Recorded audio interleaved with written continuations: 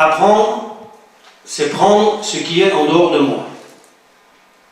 Apprendre, c'est faire rentrer dans moi ce qui m'est extérieur. Autrement dit, c'est attraper le savoir, qui était avant 80% du boulot de l'enseignant. Faire un programme, c'est distribuer des savoirs, des contenus. Sauf que si vous demandez à la personne simplement de recracher ce que vous venez de lui dire, qui s'appelle un contrôle, vous n'avez aucune preuve de la compréhension. Et autrement dit, la deuxième opération de l'apprentissage, c'est de prendre dans ces structures cognitives et de transformer ce que vous savez. Ça s'appelle comprendre. Écrivez-le en 2 mots, c'est plus facile.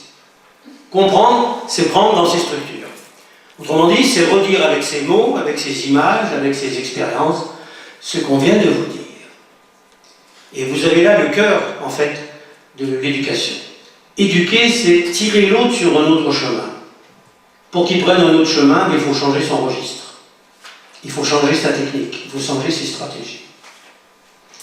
Donc vous avez ces 2 premières opérations. Donc avant, c'était le prof qui était le dépositaire du savoir. Aujourd'hui, c'est Wikipédia. Je ne dis pas que les profs techniques ne vont pas garder une part, mais l'avenir, ce n'est pas défendre son savoir. L'avenir, c'est d'être un spécialiste de la transformation des savoirs en connaissances.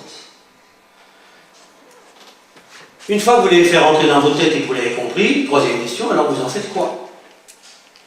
Ben normalement, vous avez fait tout ce boulot-là pour entreprendre.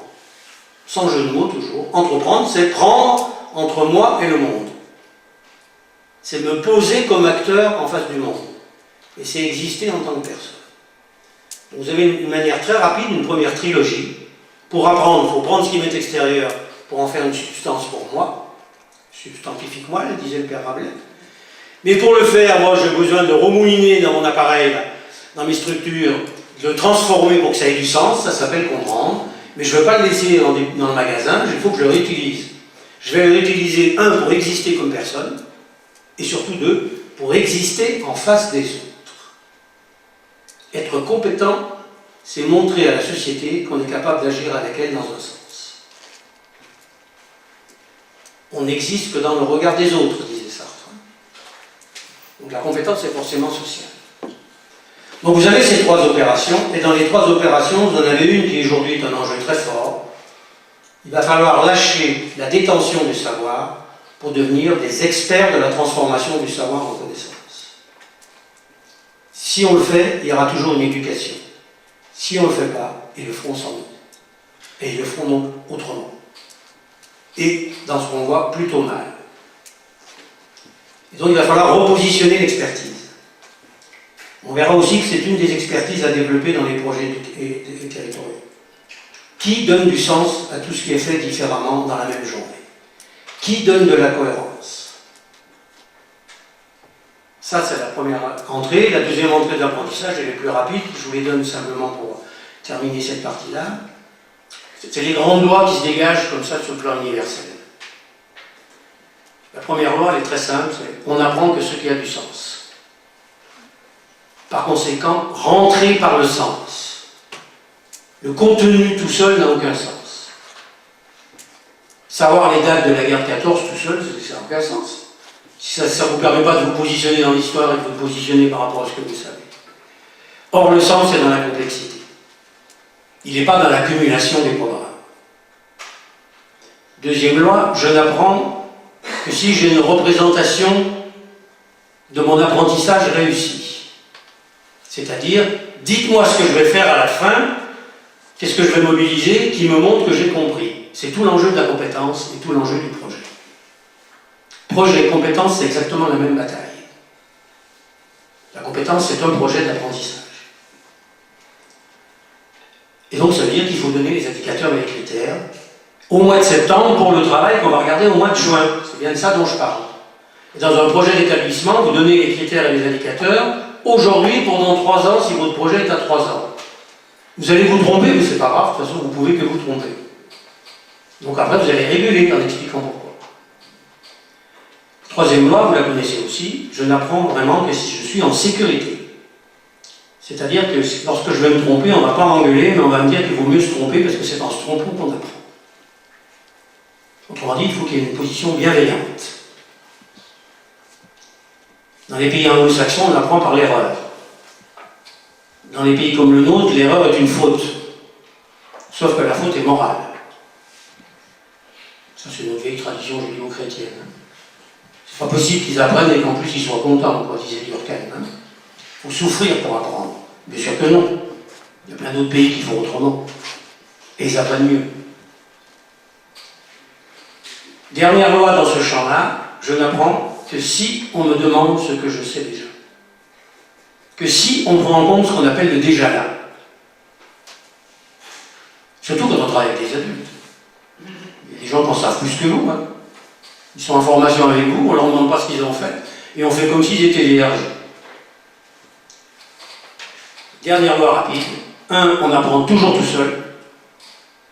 Toujours tout seul. C'est-à-dire la manière dont ça se construit dans la tête, il n'y a que vous qui pouvez le savoir. 2, oui, mais on apprend toujours avec les autres. Vous avez le moi et le rapport au monde. C'est quand les autres me disent que ça ne va pas, c'est quand les autres me mettent en situation de conflit, que je dois revisiter justement ce que j'ai construit. Donc ces deux lois sont concomitantes. J'apprends tout seul dans mon coin, ça oui, personne ne peut rentrer dans votre crâne, enfin j'espère, pourquoi pas dans longtemps. Par contre, je ne peux pas apprendre tout seul. Il faut qu'il y ait un autre qui me renvoie une image. Dernier point, on apprend toujours deux fois. Toujours. J'apprends une fois avec celui qui m'accompagne, mais le vrai apprentissage, c'est quand je le mets en jeu tout seul. C'est ce qu'on appelle le transfert. Donc voilà cette partie qui était construire le référent de réussir et apprendre. Il ne faudrait pas que le référent soit le même que le nôtre. Réussir à l'école, c'est pas forcément avoir des bonnes notes. C'est mieux d'avoir des bonnes notes, on a moins d'ennuis, d'accord. Mais c'est pas la preuve d'une réussite. Moi, je reste un fervent de l'éducation nationale. J'ai été 12 ans conseiller de 4 ministres. Je continue à dire que l'éducation nationale est indispensable, mais pas dans l'état où elle est. Et que si, même si la structure n'arrive pas à la mettre en place, notre éthique à nous, notre engagement moral à nous, fait qu'on se met au service des enfants. D'ailleurs, ça sera ma conclusion que j'anticipe. Si l'école n'y arrive pas, si les animateurs n'y arrivent pas, moi je fais confiance aux enfants. Je vais mettre en place ce qu'il faut pour que les enfants se pilotent eux-mêmes dans leur changement, accompagnés par un référent. La confiance et l'avenir, c'est les enfants. Je ne veux pas rentrer dans le débat politique, dans l'état où est l'école, est-ce qu'elle peut changer rapidement? La réponse est non. Il faut 25 ans pour mettre en place une nouvelle loi, pour refonder. Dans tous les pays où on a la chance d'accompagner la reconstruction de l'école, c'est sûr qu'on ne reconstruit pas l'école d'avant. On essaye de faire celle dont on parle, qui est un peu utopique. Mais de toute façon, un projet, ça commence toujours par une utopie. S'il n'y a pas d'utopie, il n'y a pas d'éducation. Il n'y a que du conditionnement. Donc oui, vous avez raison. Je ne vais pas aborder le problème économique parce qu'il est plus complexe. Je rappelle simplement quand même que la France est dans le peloton de tête pour la part du PIB qu'elle consacre à l'école. Et qu'en consacrant plus d'argent que beaucoup d'autres pays, on a des résultats 2 fois pires. C'est plutôt de ça dont il s'agit. On pourrait faire la même chose. On pourrait, par exemple, en supprimant les notes à l'école primaire, en supprimant les notes dans les classes sans examen, en supprimant le bac qui coûte une fortune et qui, pour le moment, ne sert à rien en termes de compétences, sauf que c'est le premier grade universitaire, mais on est le seul pays à faire comme ça, on pourrait faire évidemment beaucoup d'économies. C'est pas une question d'argent. Vous avez raison, le système qui avait été conçu, soi-disant, pour émanciper tout le monde, est fait en fait pour en écarter les 3 quarts. N'empêche qu'il est là, que les enfants sont là. J'ajoute que dans la loi, l'école n'a jamais été obligatoire. Vous avez le droit de garder vos enfants chez vous si vous pensez que l'éducation fait plus de dégâts que de bénéfices. Il y a aujourd'hui dans toutes les académies entre 2000 et 5000 familles qui refusent de mettre leurs enfants à l'école. Simplement, alors, ce que vous n'avez pas le droit de faire, c'est de laisser vos enfants analphabètes. Donc il y aura un contrôle, cette fois c'est un vrai contrôle, sur le niveau de maîtrise de langue et le niveau de maîtrise de la démarche mathématique. Et oui, vous avez raison, c'est toujours une sorte de désespérance comme ça. On a l'impression que c'est le mythe de Sisyphe. Vous poussez le rocher, quand il est en haut, il redescend. Les enfants sont là. On va rentrer par les enfants. Moi, je fais aussi confiance aux enseignants quand ils seront un peu moins en souffrance, quand ils seront un peu mieux considérés, qu'ils l'ont été par exemple jusqu'à maintenant, quand ils auront traversé les futurs SPE avec des nouvelles compétences. L'essentiel de mon travail, c'est de prendre des enseignants comme vous, pendant 3-4 jours. Comment on fait pour évaluer, etc. On va revenir sur l'histoire du rêve. Bon, passer la première journée qui est un peu sportive, voire syndicale, après on se met au boulot. Comment on fait avec le SOC? Le SOC est inutilisable. Oui, mais les compétences, on en a besoin. Comment on fait? Donc je ne peux pas vous le dire parce qu'il faut 3 jours. Ben, on part des projets. Dans les projets, on construit des capacités, des compétences, on en évalue une partie, on revient voir le socle et on s'aperçoit qu'on a utilisé la moitié du socle. Donc oui, si c'est 0,007% des enseignants syndics qui prennent plaisir à escarter les gamins. En général, après, on les promeut pour s'en débarrasser.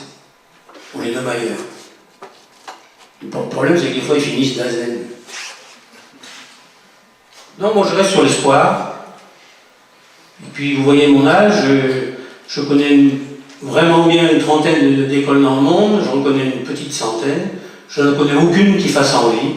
Il n'y en a aucune qui soit idéale. Autrement, ça se saurait. Et vous avez raison, c'est à l'enseignant de savoir qu'il est à la fois au service d'un modèle économique, qui est plus une garde de triage aujourd'hui qu'une garde de réussite. C'est quand même à lui, quand il est en face des gens, de les rendre plus intelligents pour qu'à un moment ils s'en rendent compte. Ça s'appelle l'éthique. Moi, je ferai signer à tous les enseignants une charte éthique. Il y a 10 pays dans le monde où, pour rentrer dans l'éducation nationale, vous prêtez serment sur l'éducabilité des enfants. Et si vous dites à un élève qui n'est pas à ta place, en général, c'est le prof qui saute. Je viens de participer à un conseil éthique au Luxembourg. C'est une faute professionnelle de dire à quelqu'un qui n'arrivera jamais. S'il est là. Donc je comprends votre sprint, je le partage. Peut-être encore plus que vous, pour avoir été conseiller de ministre, avoir écrit une partie des lois, on pensait, par exemple là, on pensait que c'était le bon créneau, comme on dit.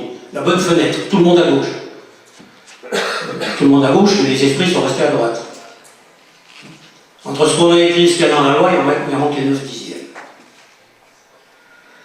Et c'est vrai qu'on ne sait pas utiliser Freinet, on n'a pas réussi à le valoriser. Quand même, chiffre officiel de l'éducation nationale, 60% des enseignants du primaire ne mettent plus de notes, mais ne le disent pas. 60%. C'est pas confidentiel. Par contre, comme les parents gueulent et qu'ils veulent une note, on leur dit, ben Alain Bollon, il est moyen, mais il a 10, puis c'est fini, quoi. Et je connais 500 collèges du public qui ne mettent pas de notes, mais qui ne le disent pas. Donc si, il y a des avancées. Mais je partage votre rogne. Pour moi, ça va beaucoup trop lentement. J'ai une petite fille à l'école, elle fait la même école que la mienne, quoi. Mais ça fait rien, elles sont là. Hein. L'autre partie sur le rêve, je n'ai pas le temps d'en parler encore, c'est la partie qu'on va prendre maintenant sur les rythmes. On sait très bien que dans les rythmes, le temps du rêve, le temps du sommeil est plus important que le temps dit d'apprentissage, parce que c'est un temps de consolidation des apprentissages. On devrait obliger, dans les écoles scandinaves, vous avez dans la journée 1h30, alors ça ne s'appelle pas comme ça, mais 1h30 à rien faire. C'est-à-dire qu'on met en place des fausses organisations qui permettent justement aux élèves de ne rien faire. Mais ils ne savent pas qu'ils ne font rien. En fait, c'est quand vous dormez, vous savez bien que vous consolidez les apprentissages. C'est la nuit que les réseaux là, de neurones se remettent en place et sélectionnent. Et par exemple, la grande découverte des neurosciences, c'est de dire que contrairement à ce qu'on pense depuis 200 ans, apprendre, ça n'est pas accumuler des connaissances, mais c'est éliminer des réseaux neuronaux. Puisque apprendre, c'est faire des connexions neuronales. Le cerveau, lui, il fonctionne tout le temps. Que vous dormiez, que vous ne dormiez pas, il fonctionne tout le temps. Il est toujours en train de capter des informations pour comprendre ce qui lui arrive. Et donc, l'enjeu de l'apprentissage, c'est de limiter les réseaux. C'est pour ça qu'apprendre, c'est choisir. Et apprendre, disait Bachelard, c'est désapprendre. Parce que parfois, vous avez des connexions qui sont tellement fortes que vous avez beau dire quelque chose, ça ne rentrera pas, comme on dit. La représentation, c'est comment vous allez construire le monde dans votre tête. C'est ça, apprendre. Hein. C'est construire dans sa tête des modèles réduits du monde pour l'expliquer et pour se situer. C'est ça le cœur de l'apprentissage. Et bien, si vous avez une représentation dans un coin là, qui vous dit que, je ne sais pas moi, telle puissance divine est plus forte que tout ce que racontent les hommes, vous pouvez faire de la pédagogie en tuturo sur un trapèze, ça c'est que dalle, ça ne servira jamais. Et donc l'avenir dans l'évaluation, c'est de travailler sur l'évaluation des représentations. Éduquer, former quelqu'un, c'est faire évoluer son système de représentation. Question, c'est est-ce que vous l'avez questionné, son système de représentation? Les enfants, ils vont vous dire oui, oui. De toute façon, quand vous posez la question aux élèves, vous avez compris, ils disent toujours oui, oui. En plus, si je dis non, il va recommencer, ou il va m'engueuler, ou les copains vont se moquer. Dans les enquêtes PISA, je connais bien PISA, j'en suis l'un des co-constructeurs. On a mis ça en place quand même il y a 35 ans, les comparaisons. PISA, Programme international de suivi des acquis des élèves. Dans les enquêtes PISA, qu'est-ce qu'on cherche? On cherche ce qu'on appelle la littératie et la numératie. La littératie, c'est qu'est-ce qu'ils maîtrisent de leur langue quand ils ne sont pas à l'école. Et la numératie, c'est qu'est-ce qu'ils maîtrisent des mathématiques, de leur compréhension mathématique du monde quand ils ne sont pas à l'école. Autrement dit, on essaie d'évaluer le transfert des compétences scolaires. On ne peut pas comparer les compétences scolaires. Les Américains ont 2 fois plus d'heures de maths que nous. Si vous les prenez au même âge, il n'y a pas photo. Eh bien, dans les enquêtes PISA, d'abord, je vous rappelle que la France est toujours dans le dernier tiers. Ça ne s'arrange pas, on dégringole. Y compris dans les autres enquêtes internationales, il n'y a pas que PISA. Et puis, on a découvert en 2013, la dernière livraison. Alors, PISA, c'est pour les enfants de 15 ans. Sur des échantillons, 30 000 Français, par exemple, c'est des échantillons consolidés sur le plan scientifique. On avait posé 4 questions supplémentaires pour la première fois. On avait demandé aux enfants, comment est-ce que vous posez des questions pendant les cours? Réponse des Français, surtout pas. Ou s'ils posent des questions, que ceux qui ont compris. C'est pas de la caricature, hein. Deuxième question. Comment vous trouvez que vous êtes traité? Sous-entendu, on entendait comme réponse comme des personnes, comme des objets.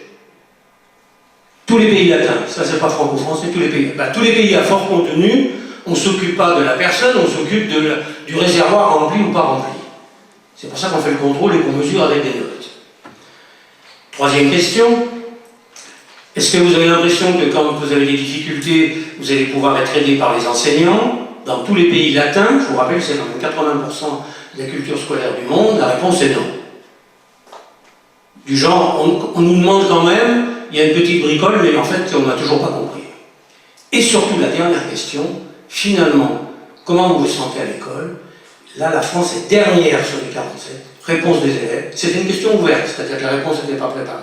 On se sent humilié. Allez-y sur le site PISA. On peut toujours dire que c'est discutable sur le plan scientifique, etc. Enfin, quand même, depuis le temps qu'on bosse là-dessus, avec de tous les pays du monde, et puis avec des techniques aussi d'analyse d'invariance très sophistiquées. Donc c'était ça qui était fait. Pour le moment, la personne n'existe pas. Je vous rappelle qu'apprendre, c'est exister en tant que personne face à soi et face au monde. C'est pas simplement satisfaire aux normes. C'est pas simplement rentrer dans la conformité. Bien sûr, vous avez raison. L'école est un moule de conformité. Mais parce que pendant longtemps, la conformité, c'était la sécurité. La machine a dérapé dans les années 65. Quand avec le diplôme, vous ne trouvez pas de boulot, qu'est-ce qui s'est passé? L'école est devenue la gare de triage. Et puis, comme dirait, il y a peut-être certaines intentions comme celles que vous avez l'air d'évoquer, qui sont dans tous les pays du monde. Toutes les écoles du monde sont le reflet du système politique. Mais quand même, le nôtre, dans tous ceux que je connais, je le mettrais quand même dans la vingtaine de pays qui est la moins pire, sinon la meilleure. On est très mauvais sur les élèves en difficulté à cause de la première raison. On sait très bien faire avec les élèves qui sont conformes au modèle normal de l'élève.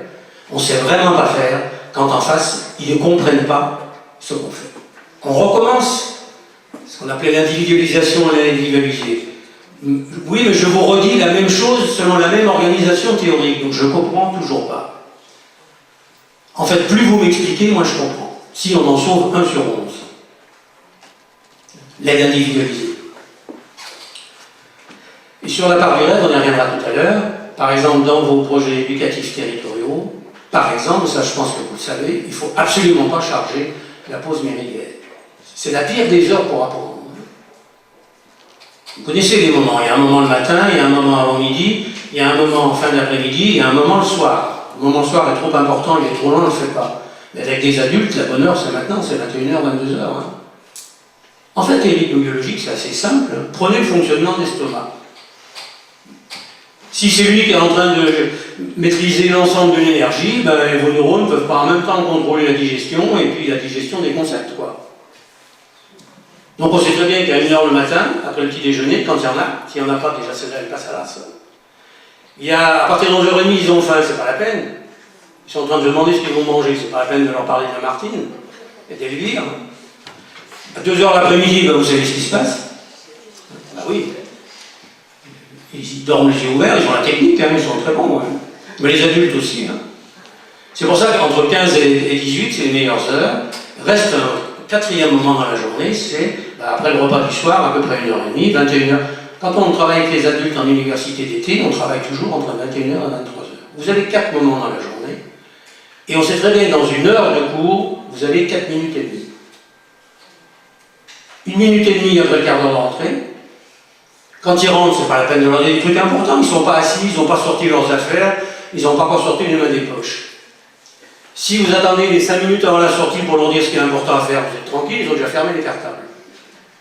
Donc vous avez 1 minute et demie dans le premier quart d'heure, 1 minute et demie dans la première demi-heure, et 1 minute et demie au début du dernier quart d'heure. 4 minutes et demie, on appelle un bon prof celui qui sait intuitivement que les moments importants, il faut les caler là. Et le reste, qu'est-ce qu'il fait? Il redit la même chose, mais autrement. Bon, vous avez vu aussi, je ne veux pas revenir sur comment vous avez monté vos projets. On sait très bien ce qu'on appelle la périodicité dans l'année. 7 semaines, 2 semaines, oui. Il faudra avoir le courage un jour de dire que les grandes vacances, au-dessus de 6 semaines, c'est de la folie. Alors moi, je suis savoyard, donc ça va casser la baraque de tous les montagnards. Hein. C'est quoi, on sait très bien cette semaine, 2 semaines? C'est qui on sait très bien? Parce que cette semaine, 2 semaines, j'ai jamais trouvé un rapport. Eh bien, voilà un par exemple. Vous connaissez François Testu, en plus c'est un voisin, il est là à la fac d'à côté. Il n'y a pas que celui-là, il y en a plein. Allez sur les sites, regardez un peu. Montagnier, Testu, les chronobiologistes. Oui, j'y suis allé, mais il y en a d'autres qui disent que c'est pas ça. Sur les 7 semaines, 2 semaines, bon, il y a un accord un peu global comme ça, et on arrête de s'engueuler maintenant avec les Allemands et les Américains, il y a un consensus. En tout cas, c'est la moins mauvaise des situations. Par contre, on sait très bien que sur les rythmes de la semaine, le choix qui a été le plus pertinent, c'est le samedi. Mais bon, on sait très bien aussi que c'est pas facile. Si vous coupez 2 jours, il faut 2 jours aux enfants pour rattraper le cycle d'apprentissage. Et c'est vrai donc, on n'aurait même pas dû demander aux gens de choisir, on aurait dû dire c'est le samedi.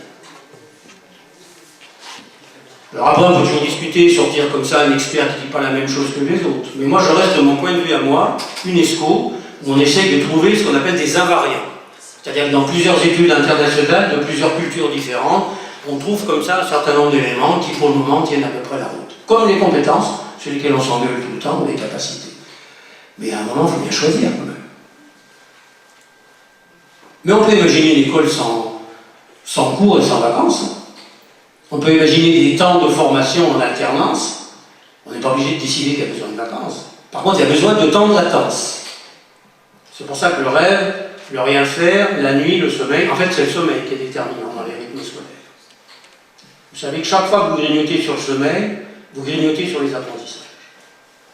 Pour 2 raisons. Parce que comme ils vont rentrer fatigués, ils seront moins disponibles. Et en même temps, le temps du sommeil vaut 2 fois le temps d'apprentissage scolaire. Surtout dans les phases de sommeil paradoxal. Allez voir un peu, si vous voulez, je vous donnerai des bibliographies sur les neurosciences. Vous avez tout un paquet d'ouvrages. Mais le dernier qui m'est tombé sous la main, là, c'est celui-là. Il s'appelle Rythme de vie et rythme scolaire. C'est pas un chercheur, c'est des équipes de chercheurs de plusieurs universités. C'est piloté par François Testu, mais dedans, vous allez en trouver une quinzaine d'autres. Je vous redis, on n'a pas de certitude sur rien du tout. Donc on est dans le compromis permanent. Ce qui me paraît une bonne définition de l'éducation.